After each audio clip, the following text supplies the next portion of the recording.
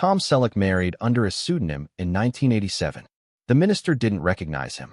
They missed the marriage license and had to rush to rectify it before dinner. But that covert wedding was only beginning. A water theft scandal, a helicopter crash, and an addict's son. Tom stated on live TV in 2025 he may lose everything. A man who had everything watched it fall. Born in Detroit on January 29, 1945, Tom Selleck. His mother, Martha, took care of the family while his father, Robert, invested in real estate. Robert was in the Army, working on B-29 bombers during World War II. The second child was Tom. He had two more siblings, Martha and Daniel, when his older brother Bob came in 1944. They resided in Detroit, a noisy, factory-filled city, but Tom's boyhood would soon alter. When Tom was 3, his father made a significant decision in 1948. He left Detroit and moved the family to California. He got a commission-only Coldwell banker job in L.A. It meant no salary or certainty, a significant risk. Sherman Oaks was largely farmland when they moved there. Robert gambled on California's potential, which paid off. He earned $70,000 in commissions by 1960, which approximated the president's salary. Growing up in California wasn't easy for Tom. He became taller than everyone. He reached 6 feet 4 inches and stood out in every class as a child. School was difficult because he felt awkward and odd. He gradually turned that height into something good. He was a star on Grant High School's basketball squad. He also played baseball. His body, coordination, and focus lifted him. Life wasn't easy.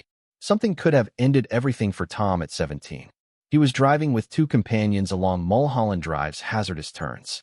An automobile lost control, took off, and crashed. Red Chevy Corvair was his mother's. The accident was so awful that it started his 2024 memoir, You Never Know. They lived, but Tom was permanently changed. It made him more cautious and thoughtful. He never forgot his near-death experience. Robert's early years in California were difficult, but he succeeded. Tom worked because the family was poor. In high school, he worked part-time at a clothes business. Despite taking acting classes, he worked there. He chose Valley Junior College to save money and live at home. After joining 20th Century Fox's acting program and losing it, he returned to the business. Work was never beneath him. He fulfilled his duty. He always wanted to attend USC, but they didn't give him a scholarship. Because he chose USC, he turned down a full basketball ride to Montana State. He worked, saved, and attended Valley College first. He finally got into USC in 1965. He appeared in 7 basketball games, but scored only 4 points. Next season, he scored 0 in 3 games. His team believed he was fast, but required improved defense. His sporting ambitions vanished quickly. He worked side jobs while studying business. He represented United Airlines on campus. His Sigma Chi fraternity friends pushed him to date between 1965 and 1967. Both times he lost. It was embarrassing, but it opened a door. A casting agent discovered him and offered him a Pepsi commercial audition. Got the role. He just had to dunk a basketball on video. After drinking too much Pepsi during the shoot, he got unwell. The $1,000 from that ad led to his 20th Century Fox offer. The Vietnam War changed everything. Tom received his draft notification in 1967. He joined the 160th Infantry of the California National Guard instead of fighting. He served 6 years. From 1967 to 1973. After training at the California Military Academy, he became a sergeant and second lieutenant. He even responded to the Watts riots in Los Angeles, but it was expensive. While serving, Fox dropped him. He kept his uniform in his car trunk, ready for deployment even during auditions. He studied with Milton Katselos at the Beverly Hills Playhouse after returning to acting. It was intense. Katselos taught harshly. Some stated it felt like a cult rather than class. Students had to rise and clap when he entered. Yelled. Pressured. The actor was taught to tear out their own hair to express wrath. Some termed him abusive. Several called him clever. But Tom persisted. He withstood all. Although Katselos never joined Scientology, many felt he used the class to recruit. To generate money in college, Tom modeled for Salem cigarettes. His height and clean appearance were ideal for commercials. These cigarette ads earned more than his United Airlines job. After becoming renowned with Magnum PI, those old ads haunted him. Reporters asked why he endorsed smoking. Disliked such questions. He didn't want to be remembered for selling teen cigarettes. He quietly avoided it. Between 1965 and 1967, dating tormented him. Twice losing on national TV made him doubt everything. He told AARP that was his most embarrassing moment. Not helped by his looks. His charm failed. He felt out of place on film. Lost hurt more the second time. He remembered that for years. His defense role in Judd came in 1969. The break was enormous. Then something absurd happened. He was sacked from another show for being too tall.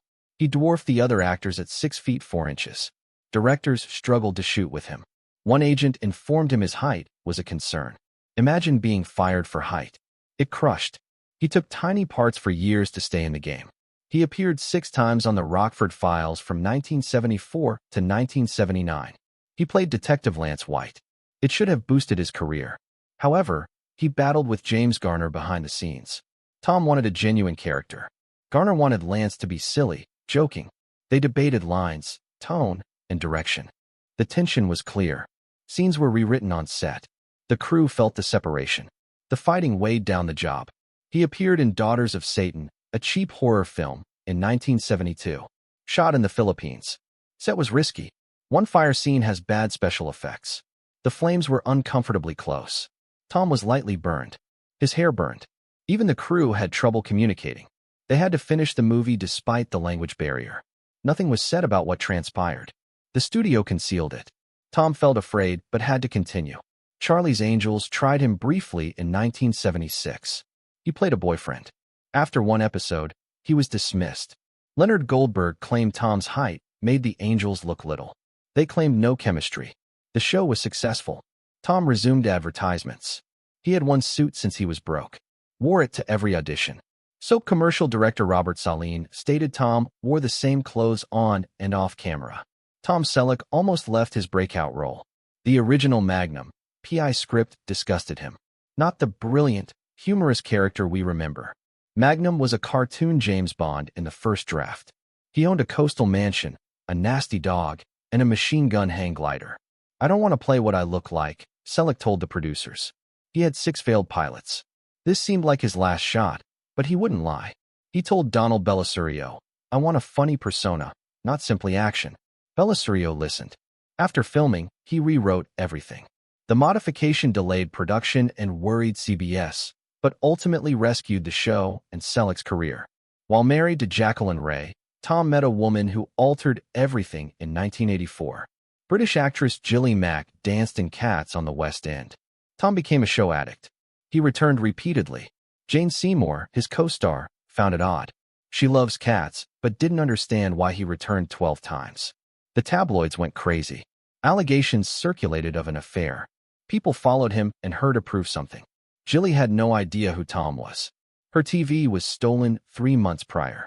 She'd never seen Magnum PI, but they had quiet meals after the programs. Tom divorced Jacqueline in 1982, but people kept asking if Gilly was involved. The darkness lingered for years. Tom nearly played Indiana Jones in 1980, before Magnum took off. Steven Spielberg and George Lucas picked him. His audition chemistry with Sean Young was great, but there was an issue. Tom signed with CBS. He told Spielberg truth. CBS wanted to keep him. CBS Bob Daly was firm. No film. Then irony struck. A 1980 Screen Actors Guild strike halted Magnum filming for 6 months. He might have shot Raiders of the Lost Ark from that window. Instead, Tom waited in Hawaii. Harrison Ford became a global icon in the role. Tom later maintained he wasn't a victim but wasn't happy about it. He may have lost $100 million with that decision. The same year, a set tragedy occurred. A helicopter crash during filming killed 33-year-old camera operator Robert Vanderkar. The pilot, Robert Sanders, survived but was severely injured. They filmed a typical ocean scene off Oahu. Sanders dove repeatedly to save Vanderkar when the chopper crashed. He never left. Tom was devastated. He requested alteration. Safety was his issue with Universal Studios. He demanded more coordinators, backup helicopters, and briefings. Studios claimed it was too costly. Tom said, "We're discussing lives." His stance sparked industry adjustments. Over 50 million viewers saw the final episode on May 1, 1988. A war was going on behind the scenes. CBS wished to cancel early. Magnum was attempted murder in season 7. After being shot, he fell into a coma and was last seen wandering toward the light. The supporters were enraged. CBS had to reinstate him for season 8. They spent millions. The episode budget reached $1.2 million. Tom was told to eliminate location shots, helicopters, and cheaper performers. But he refused. He thought it would destroy the show. A continual struggle ensued. Tom both played and defended Magnum. Tom appeared in 1987's 3 Men and a Baby. It earned $167 million, but something odd happened. A boy stood immobile behind the curtains in one scenario. Rumors spread about the apartment's haunting. Some stated a boy died there. The legend grew. Tom clarified it on The Tonight Show years later. It was a cardboard Ted Danson cutout from a deleted scene. The film was shot on a Toronto soundstage, not in an actual apartment. However, the ghost story was popular. No Disney statement addressed the rumor. Some thought it increased VHS sales. Tom filmed Quigley Down Under in the rugged Australian outback in 1990. It was hard. He rode horses, conducted stunts, and endured hardships. He struggled with the heat, terrain, and Australian crews. His performance impressed Roger Ebert, but the film failed. Recouping its budget was difficult. Tom considered it one of his proudest roles.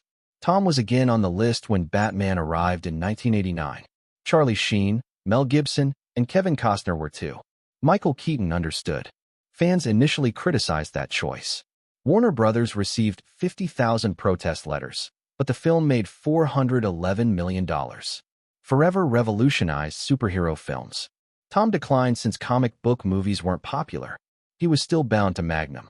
Afterward, he regretted it. Mr. Baseball debuted in 1992. Tom played an aging Yankees star sent to Japan. I found it funny but awkward. The film featured American-Japanese baseball culture tensions. Tom worked hard. Real players going to Japan learned from the film. But box office was low. Critics called it messy. It was his first major miss after years of hitting. In 1997, In-N-Out arrived. On screen, Tom kissed Kevin Kline for 12 seconds. One moment surprised his fans. He was an NRA board member and conservative campaign donor. People queried if his views clashed with the role. I make faces for cameras, he added. I'm not Solomon. He played the role as an actor. The kiss made news, but also led to more LGBTQ plus mainstream cinema opportunities.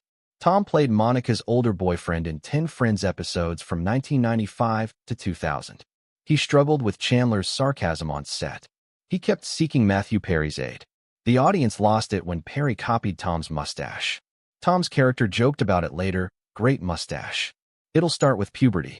The actors laughed. Tom attempted a TV comeback with The Closer in 1998. The attempt failed. 10 episodes ran. Poor ratings. Not popular among critics. Tom was devastated. He retired to his 63-acre ranch for a year. Failure and resilience were taught to him. Jesse Stone followed. He appeared in 9 Robert B. Parker-based TV movies from 2005 to 2015. He even co-wrote later ones. They outperformed network programming with older viewers. Yet plagiarism charges hurt. Another writer claimed Tom plagiarized his ideas.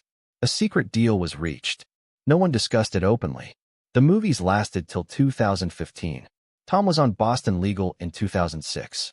It should have been easy, but his NRA presence clashed with the show's leftist ensemble. The scripts criticized gun control. Tensions rose. Cast members debated him at table reads. Tom later indicated it contributed to his 2018 NRA board resignation. His 2004 Ike Countdown to D-Day part was lauded. This was shot in New Zealand. The days were 18 hours long. The stress nearly ended his marriage to Gilly Mack. Filming exhausted him emotionally and physically. His role as Eisenhower influenced his real life. In Blue Bloods, Tom played Frank Reagan from 2010 to 2024. He earned $200,000 every episode as the highest-paid performer.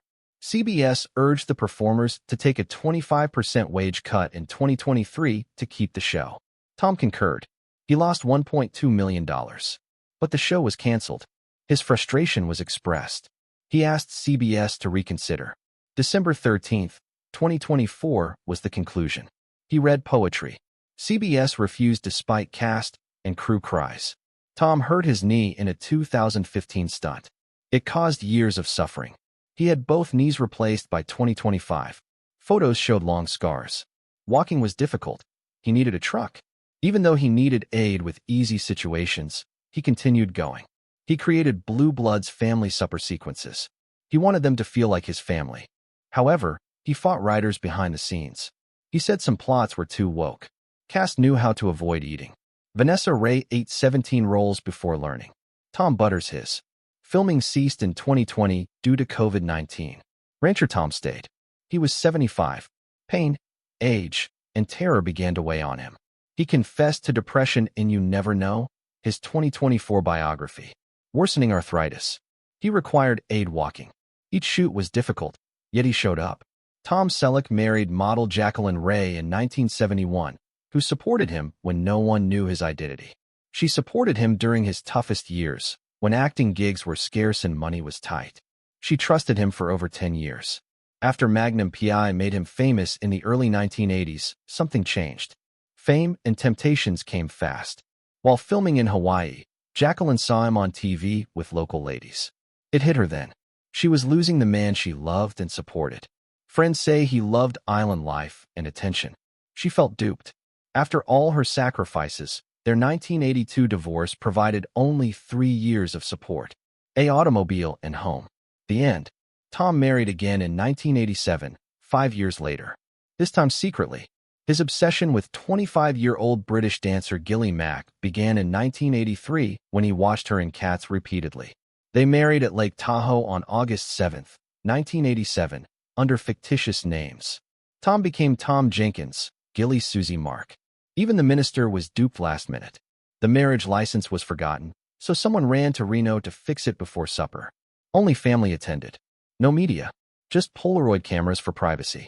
Despite the secrecy, the marriage struggled. Early on, Tom's workaholic ways nearly ruined it. Even therapy was needed. Their daughter Hannah was born 1988. She was born on Tom's Ventura County 63-acre avocado ranch. The life felt like a dream at first, but Tom later conceded that the ranch's solitude made things harder. He quit Magnum P.I. because he felt ghostly at home. His goal was a real life, not just a job. Still, filming kept him away. Hannah spent her childhood alone with animals, not pals. Horses, cattle, sheep, bunnies, and 13 dogs. A calm and sometimes lonely life. Horses were her escape, and without her parents' support, ranch life may have drowned her. Tom adopted Kevin, Jacqueline's 21-year-old son, in 1987. But Kevin's life was hard too. Mom considered sending him to boarding school at 15. He began drinking heavily in his 20s. Tom had to get him into Betty Ford Center rehab. Kevin struggled afterward. He was sued for $6,000 in credit card debt in 2011. Despite Tom's popularity and wealth, Kevin couldn't find his way. Tom tried money, guidance, and independence, but nothing worked, friends said. Stress affected the whole household. Kevin married and had 6 children, and reports believe he healed. The ache persisted. Tom bought the 63-acre property from Dean Martin for $5 million in 1988, but the calm didn't last. A 2015 lawsuit by the Water District accused him of taking 1.4 million gallons. California was experiencing one of its worst droughts, with a 36% forced cutback in his area. Tom allegedly sent a tanker truck 12 times to pull water from an 8-mile-away hydrant. The district paid $21,685.55 to prove it. Tom paid that to settle the matter and stop drinking. But the ranch had other issues. Extreme droughts damaged nearly all his 1,500 avocado trees by 2023. Even 25 100-year-old oak trees died. At 79, Tom said it crushed his heart. He confessed in 2012 that avocado sales were always difficult. "I don't like them," he joked. "Why eat when I may sell?" The company folded by 2023. Then 2024. Blue Bloods, his longest-running show, ended. Tom made $200,000 every episode for $0.8 million per season. Despite that, he told CBS he wasn't sure he could afford the property without working. Am I set for life? Maybe not on a 63-acre property. The property was worth $12 million, but he had borrowed $15 to $16 million in the 2000s. What was left to pay was unknown. Tom even suggested CBS decrease salaries by 25% to save the show. He stated that we are the third most scripted show. We're winning the night, but failed. Tom's health declined by 2025, almost unrecognizable at 80. He appeared wrecked, untidy, and gutted, according to friends. He had flown an ATV across his field to check wildflowers and work. Now he was scarcely moving. His arthritis, and underwent bilateral knee surgery in 2024 with leg scars. He was often hungry due to prednisone and sadness. His secret fast food diet included hiding bags of chips and burgers. His buddies worried he was starving. The 6 feet 4 inches man weighed about 350 pounds. He was cautioned of insulin resistance by doctors. With his age, obesity, and drugs, he risked heart attack, stroke, or worse. Jilly, his wife, stayed with him but was exhausted. Wasn't ready to quit.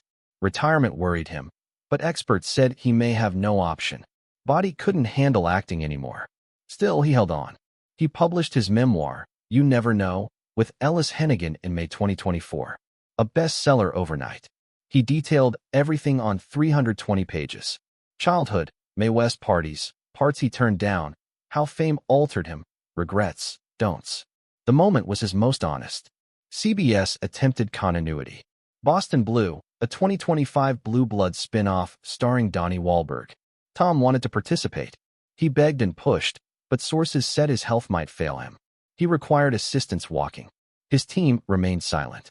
Wahlberg said cameos were possible since New York and Boston were close, but everyone knew it would be tricky. People around Tom thought he might retire in 2026. He didn't want to, but his body was shutting down. His thinking required work. His spirit lacked purpose. But his knees, heart, and weight demanded rest. That property, which previously offered him serenity, now burdened him. He feared losing it.